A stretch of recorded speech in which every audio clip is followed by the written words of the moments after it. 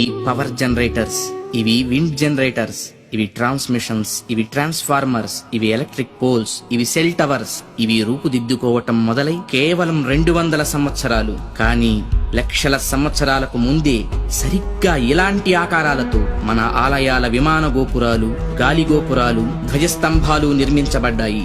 ఆలయ ప్రాంగణాల్లో ఉండే తులసి, రావి, మారేడు వంటి మొక్కలు ఎయిర్ ప్యూరిఫైర్స్ గా పనిచేస్తాయి.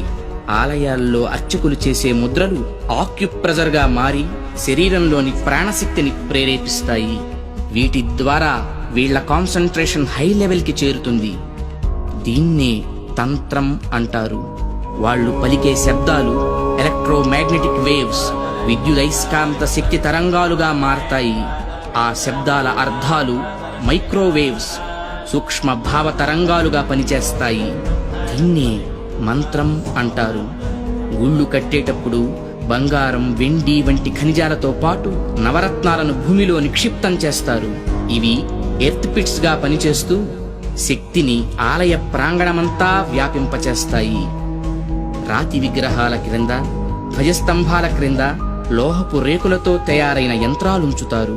గాలి గోపురాలపై, విమాన గోపురాలపై లోహ నిర్మిత కలశాలు అమర్చుతారు. ధ్వజస్తంభాలకు లోహపు తొడుగులు వేస్తారు. ఉత్సవ విగ్రహాలను పంచలోహాలతో తయారు చేస్తారు.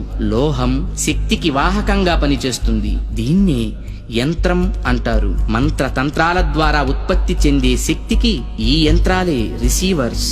ఇక హైడ్రాలిక్ పవర్ స్టేషన్స్ లో లాగా ఆలయాల్లో జరిగే అభిషేకాల్లో కూడా ఎత్తు మీద నుంచి స్వామి విగ్రహం మీద నీరు పడుతుంది.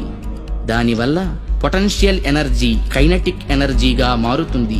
ఇలా మంత్ర, తంత్ర, యంత్ర ప్రక్రియలతో విశ్వవ్యాప్తంగా ఉన్న ఇంటర్నల్ ఎనర్జీని రిసీవ్ చేసుకొని అందరికీ అందించే కాస్మిక్ పవర్ స్టేషన్స్ మన ఆలయాలు. ఈ జనరేటర్ నుండి ఉత్పత్తి అయిన విద్యుత్తు ట్రాన్స్మిషన్స్ ద్వారా టెర్మినల్ స్టేషన్ కి చేరి అక్కడి నుండి సబ్ ట్రాన్స్మిషన్స్ ద్వారా ఎలక్ట్రిక్ పోల్స్ సాయంతో లో వోల్టేజ్ ఇళ్లకు, హై వోల్టేజ్ ఫ్యాక్టరీలకు అందుతుంది.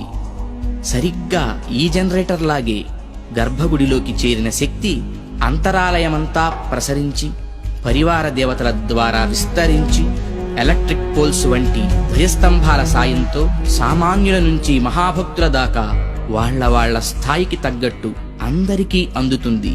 అందుకే గుళ్ళకి వెళ్లే భక్తులు ప్రశాంతతను పొందుతున్నారు, గ్రహణ శక్తిని పెంపొందించుకుంటున్నారు. ఆ శక్తితోనే సమస్యలను పోగొట్టుకోగలుగుతున్నారు.